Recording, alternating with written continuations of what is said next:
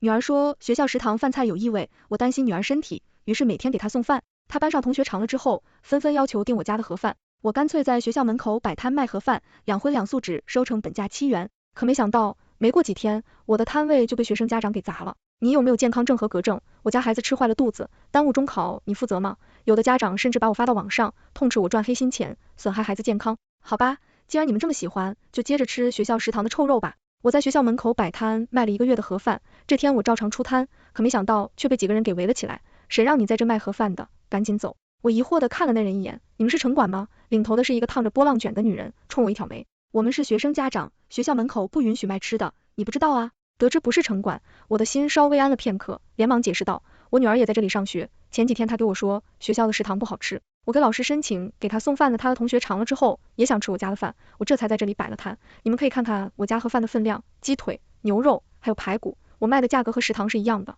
只要7块钱，真的不赚钱的，就是为了让孩子吃的好点。说着，我打开一份盒饭递给了那个女人，没想到女人看都不看，直接一巴掌把盒饭拍飞，不赚钱，你做慈善啊？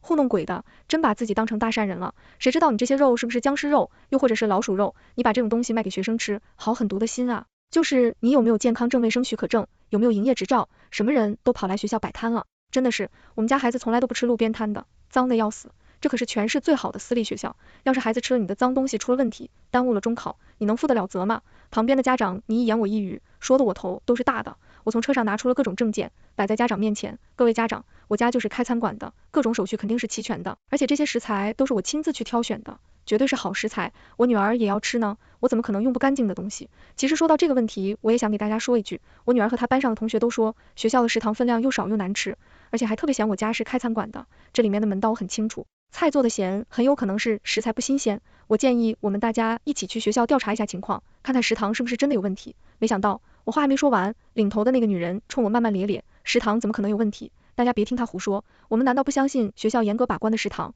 要相信她一个摆摊卖盒饭的，我看你就是想趁机拔水搅浑，然后好做收渔利。就你这小餐馆能有多干净卫生？我看过好多新闻，那厨房都脏得不像样，还用地沟油浆吃肉，怎么敢和学校食堂比？你还好意思拿出来说呢？就是啊，你女儿吃什么和我们有什么关系？你女儿养的贱，我儿子可是金贵的很，学校是怎么审核的？怎么让你家这种条件的都混进去了？我儿子都被你女儿带坏了，都开始吃地摊了。听了家长这话，我的血压顿时上来了。你说我可以敢说我女儿？我冒火的眼睛瞪着那个家长，恶狠狠地说，有你这样的家长能教出什么样的孩子？你儿子金贵，怎么还和我女儿在一个学校？这么有能耐，你咋不上天呢？没想到那个家长听完，竟然冲上来揪住了我的头发，你再说一句试试。我也毫不客气，一把把他推倒在地，我还以为是什么豪门家族呢，就这点素质还敢动手，信不信我报警让你进去？你报警，我还报警呢，给我家孩子吃着乱七八糟的，你就是在变相杀人。几个家长情绪逐渐失控，争执中，领头的那个女的竟然一把把我的摊位给掀翻了，我看着满地的狼藉，写着往头上冲，刚准备冲上去和他理论，却被身后的声音叫住了，妈，你没事吧？我一转头，只能把你打开。我一见学校围栏里面已经围满了学生，女儿姚安正满脸担忧地看着我，看到女儿，我瞬间冷静了下来，在学校门口和他们发生争执不合适，万一造成不好的影响，最后受伤害的也是我女儿。此时学校的保安也走了过来，冲着我们挥挥手，这里是学校，要闹事别在这里闹，走走走。领头的那个女的恶狠狠地瞪着我，今天我就是给你个教训，以后你要是还在这里卖盒饭，我建议你再挨一次。我深吸了一口气，强压着怒火，纷纷凑到孩子面前，以后别吃这种路边摊，吃坏了肚子耽误学习怎么办？现在是初3关键时期，要以学习为主，学校食堂干净又卫生，可别再吃这种乱七八糟的东西了，生活费不够了，给妈妈说在食堂吃点好的，这种路边摊都不卫生，吃进医院了，妈妈多心疼啊。我冷眼看见那帮家长从包里掏出一份用保温盒装好的饭菜，递给女儿，安安，妈没事，饿了吧，快吃饭吧。安安懂事的接过饭盒，默默的吃了起来。但它的香气很快吸引了周围的同学，好几个同学看着安安流口水，妈，我不想吃食堂，我喜欢吃阿姨做的盒饭。一个男生小心翼翼的开口，一旁很快传来了一阵尖利的声音，吃什么盒饭？妈送你来这么贵的学校，就是让你吃盒饭的，瞧你那没出息的样子，别和那帮穷酸的土老冒学，盒饭都是给工地干活的人吃的，你们食堂多好啊，品种又多，味道又好，主要是干净听话，钱不够了，妈再给你。我侧眼看过去，正是刚才说他儿子金贵的家长，男生撇了撇嘴说，不是钱的问题，主要是食堂真的不好吃啊，在哪学的挑食的毛病？我送你来学校是来学习的，又不是让你来大吃大喝的。来学校之前，我们都是吃过你们食堂，哪有你说的那么难吃？这路边摊都用了，不知道是什么东西，肯定放一大堆乱七八糟的调料，吃坏了身子怎么办？听话。男生听到家长的话，眼巴巴的看了我女儿2眼，不再说话了。女儿吃完了饭，把饭盒递给我，说，妈，我吃好了。我接过饭盒点点头，快回去休息吧。晚上我再来给你送饭。女儿眼眶含泪，悄声说，妈，要不算了吧，以后我还是吃食堂吧。我冲女儿笑了笑，摸了摸她的头，提高了声量，没事，以后妈就不摆摊了，只给你一个人送饭，你是妈妈的宝贝，肯定要让你吃好啊，怎么能让你受委屈呢？快回宿舍吧。说吧，我转身默默收拾好地上的狼藉，推着车准备回去。有几个家长看着我窃窃私语，他肯定是心里有鬼，要不然给他女儿的饭菜为啥单独装好？这人为了赚钱脸都不要了。我做的饭菜都是一锅出的，无非是给女儿单独用保温盒装的罢了。算了，我也懒得再和他们解释，以后就是求我也不会再来卖了。我拖着推车回到餐馆，老公姚一看到后满脸惊讶，怎么搞成这个样子？我把刚才发生的事情给姚一说了一遍，姚一气得要去找那些家长理论。我摆了摆手说，算了，安安还在那里上学呢，事情闹大了，对安安影响不好，以后我就给安安送饭就行了，正好也省心了。姚一塌了口气，哎，真是好心当成驴肝肺，这帮人也太没有分辨能力了。还好当时我们没有去学校反映情况，要不然我们孤军奋战，恐怕结果更糟糕。1个月前，女儿中过回家，满脸委屈的说学校食堂不好吃。我一开始还以为是她挑食，可她接下来的话却令我感到震惊，学校红烧肉都臭了，我闻着那个味道都想吐，根本吃不下去。女儿之前最喜欢吃的就是红烧肉，连红烧肉她都吃不下去，可见学校食堂确实有问题。我急忙在家长群中反映情况，可还没等老师回复，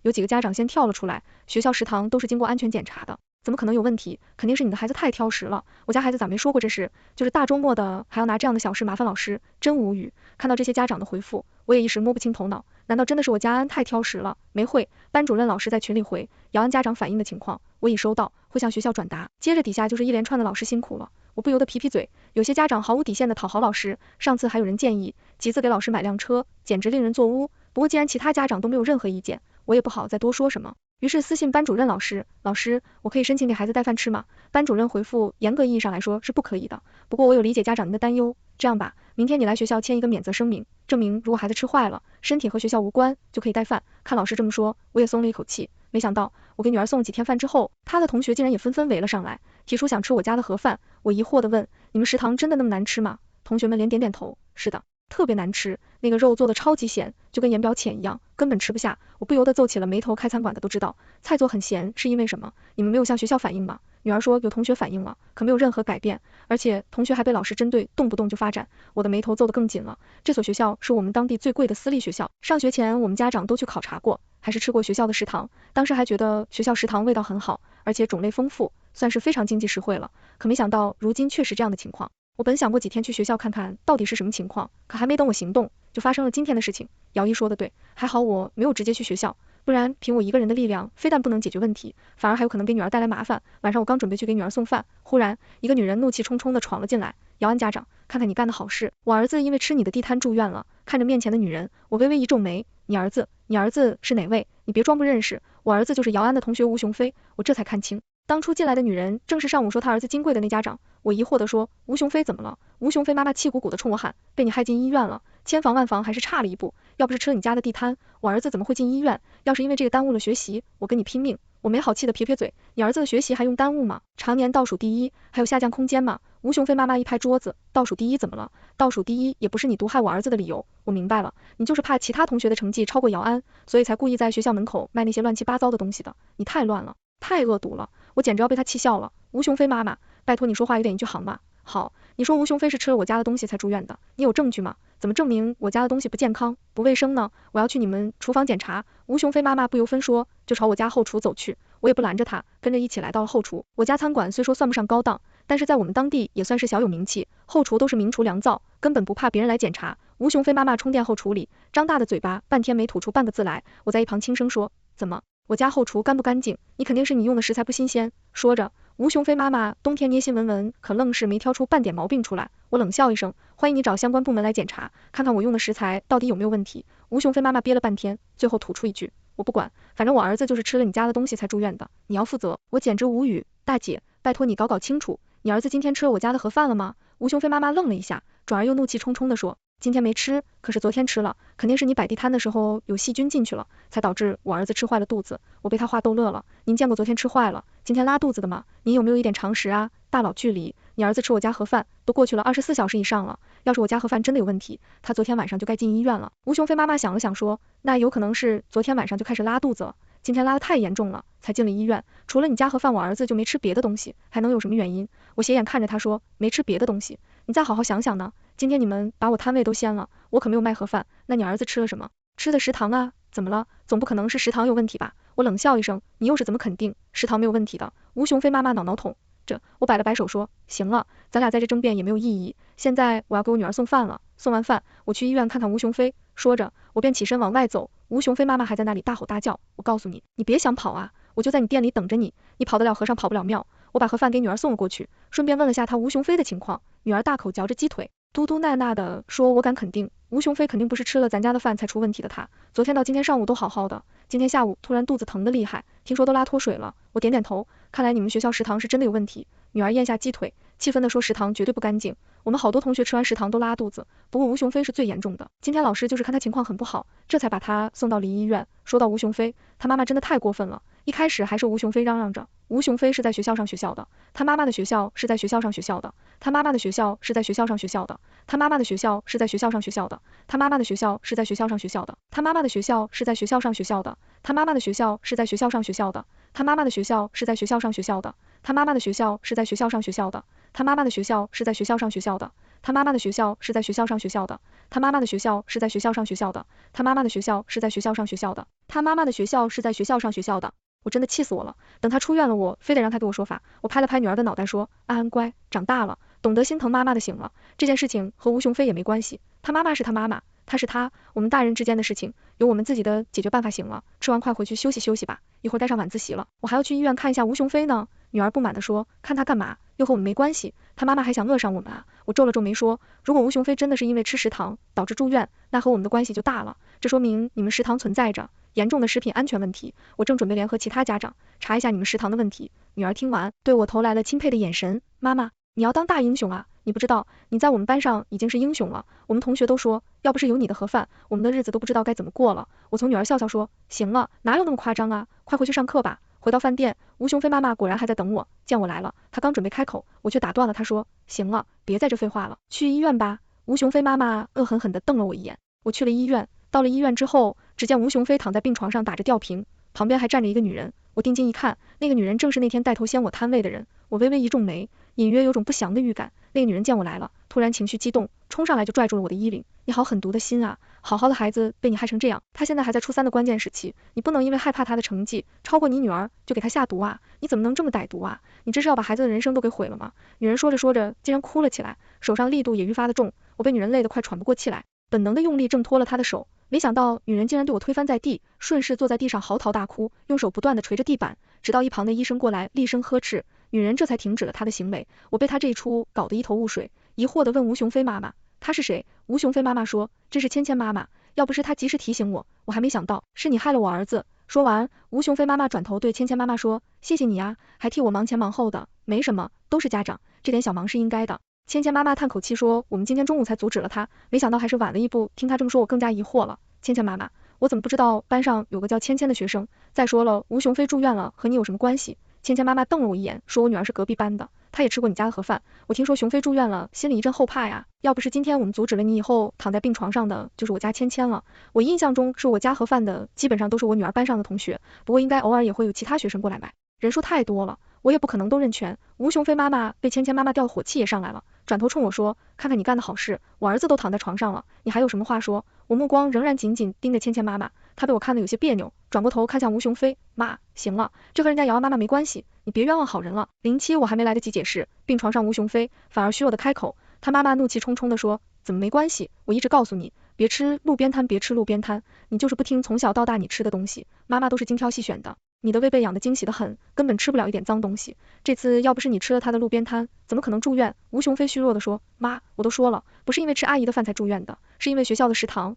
怎么会有问题？食堂的食材都是经过学校老师层层把关的，而且每天还要留样备查，根本不可能出问题的。芊芊妈妈抢先开口，吴雄飞妈妈也顺着说，就是啊，之前送你来上学的时候我们都考察过了，你们学校的时候很干净的，不可能有什么问题。听到芊芊妈妈这么说，我心中顺势有一次疑惑，他这么维护食堂，又拼命的往我身上泼脏水，难不成他和食堂有什么关系？不过目前没有证据，我还是不能贸然出击。吴雄飞妈妈转头又冲我说，瑶安妈妈，你说吧，这是该怎么办？你想怎么办？赔钱啊？怎么可能赔钱这么简单就算了？你这已经涉嫌危害公共安全了，你必须承担法律责任。又是这个芊芊妈妈抢先开口，吴雄飞妈妈也来了劲，对，谁要那2个臭钱？你耽误了我儿子成绩，那是钱可以解决的吗？我无奈的摇摇头，你们现在有证据证明这件事和我有关系吗？他俩互相对视了一眼，钱钱妈妈一样怪气的说，那你能证明你和这件事没关系吗？我被他气笑了，叹了口气说，哎，要不你去补一下法律常识吧，你知道什么叫无罪推定吗？我没有证明自己与此事无关的义务，如果你们要我承担责任，就拿出过硬的证据来，不然这件事就和我没半毛钱关系。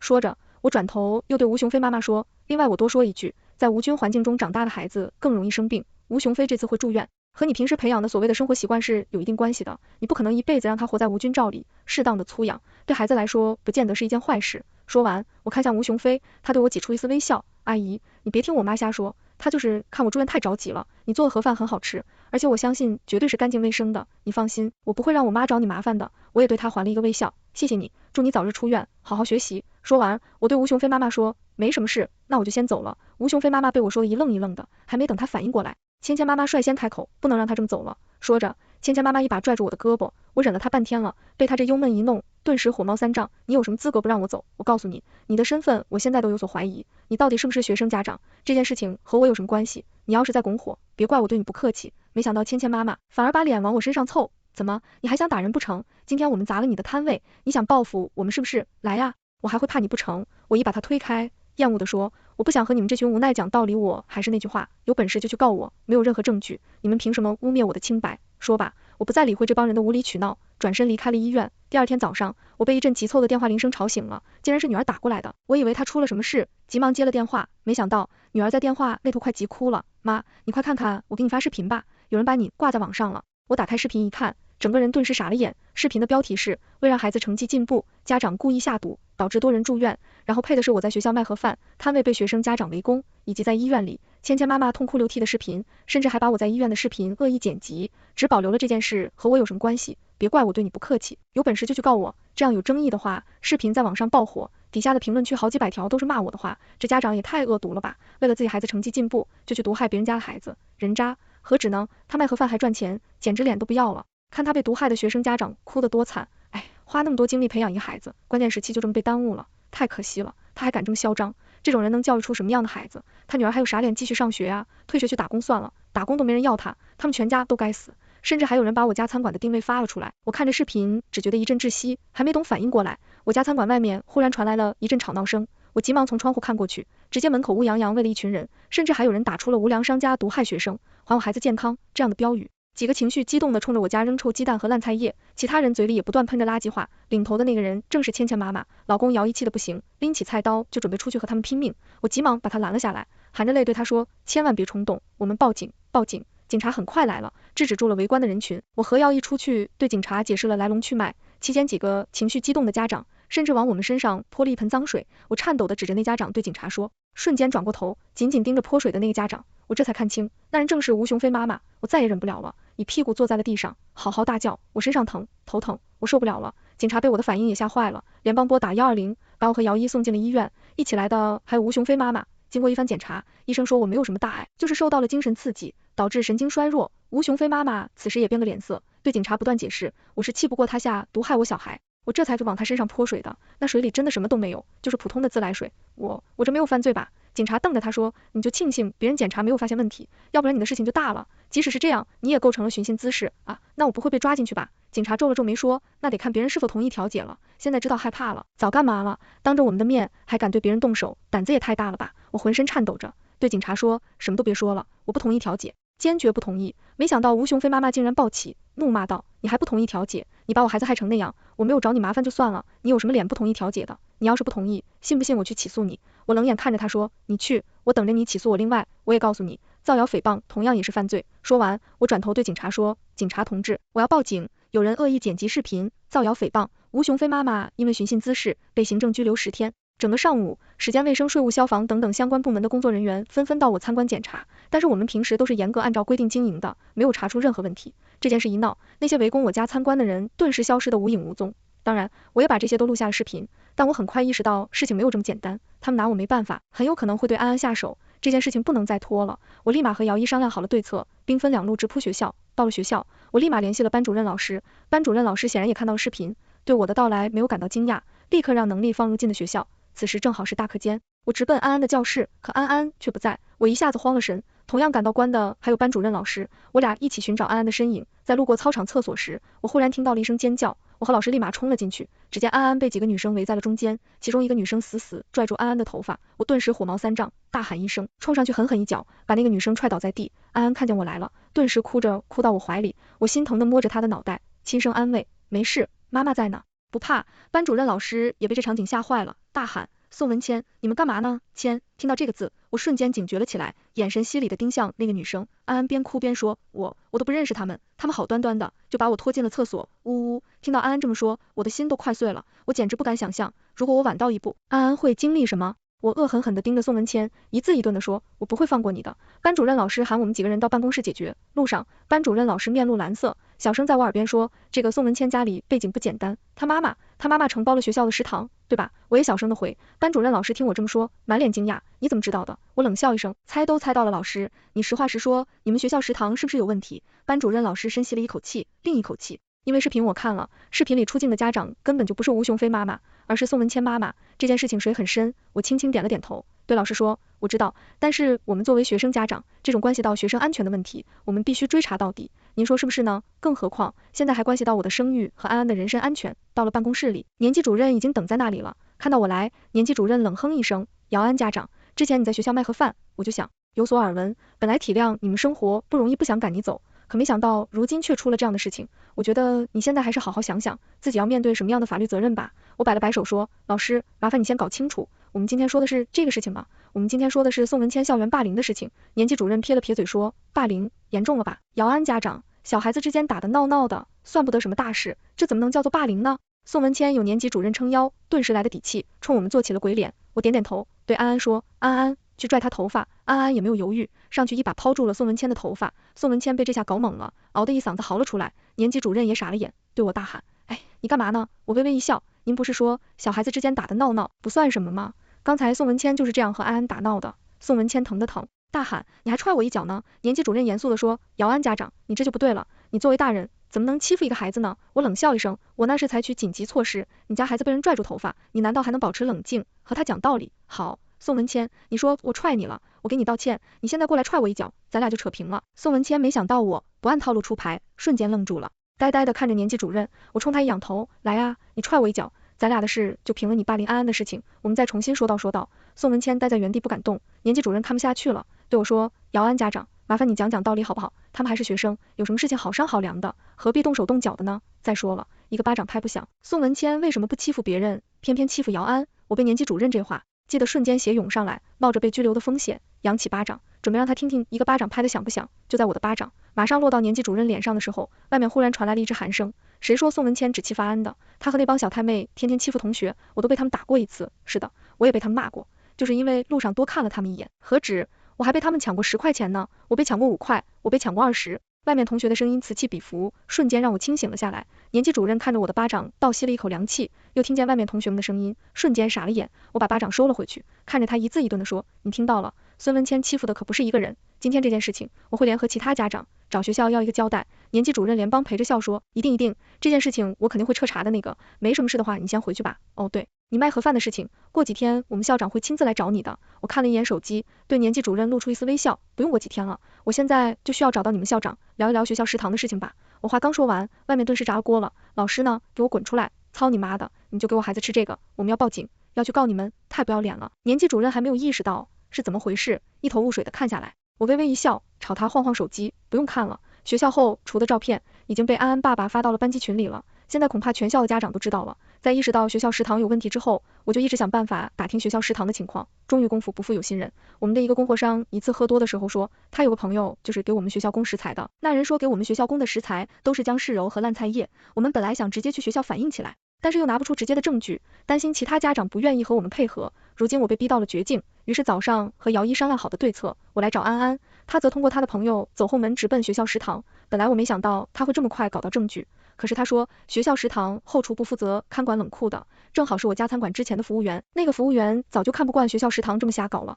但是又担心势单力薄，非但积不积起浪花，反而还会丢了工作，所以才一直没有做声。姚一把我们的经历给他说了一遍，他良心发现，于是把冷库的门打开，让姚一拍到了证据，看见那些图片简直触目惊心，有好几块肉都变成黑色了，显然是烂掉了，更别说后厨污水横流，蚊虫乱飞，一直吃这样的食堂，直到今天才有学生住院，真的是万幸。愤怒的家长很快把学校围了起来，相关部门的工作人员也迅速赶到了现场。学校校长和年级主任还想说点什么，却被家长们用石头砸了，抬不起头，只得灰溜溜地躲了起来。人群中，我忽然看到一个身影，正鬼鬼祟祟地往外挪。芊芊妈妈，我试着喊了一声，那人一回头，果然是宋文谦的妈妈。我连帮高喊一声，他就是食堂的承包商，别让他跑了。其他家长一听，顿时把他围了起来，他还拼命地想否认，可很快被释在。我这条视频瞬间在网上爆了，网友的评论也顿时两极反转，我就说肯定有反转，果然是如此。我这条视频瞬间在网上爆了，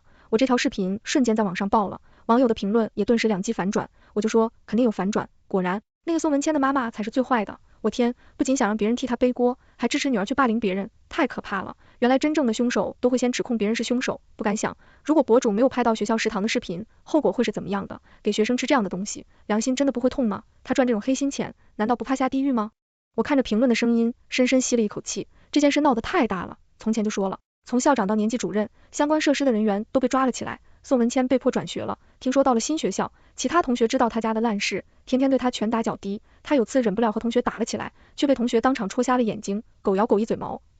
他妈妈要是知道了，心的多痛啊。不过他妈妈恐怕没精力想那么多了，卖蓝肉危害学生健康，还在网上散播谣言，对我进行人身攻击，这些种种够他不够？他喝一壶的了。有人说他最少是10年起步了。吴雄飞的妈妈从看守所出来之后，吴雄飞在家里大闹立场，痛斥这些年对他妈妈的不满。听安安说，吴雄飞现在不可他妈说一句话，他爸也在和他妈闹离婚，没有头脑的女人，轻易就被别人利用当刀石，也怪不到儿子看不上他。教育局也组建了专班，很快稳定住了学校的秩序，但是学校食堂显然一时半会开不起来了，我还是每天别想起来。女儿送饭，那些吃饱热乎饭只能啃干面包的学生都快长哭了。这期间，很多家长纷纷爱着我，希望我还能继续去门口卖盒饭，我拒绝了。当初掀我摊位的时候，你们可没有手下留情，更何况我家饭店现在已经是网红饭店了，每天生意好到爆，各种网红博主来我家打卡，我现在哪有时间和精力去做那费力又不赚钱的盒饭呢？没有了食堂，大部分家长也没有时间给孩子做饭，没办法，只能高价从旁边的餐馆订盒饭，旁边餐馆的盒饭分量足，味道好，关键是食材干净卫生，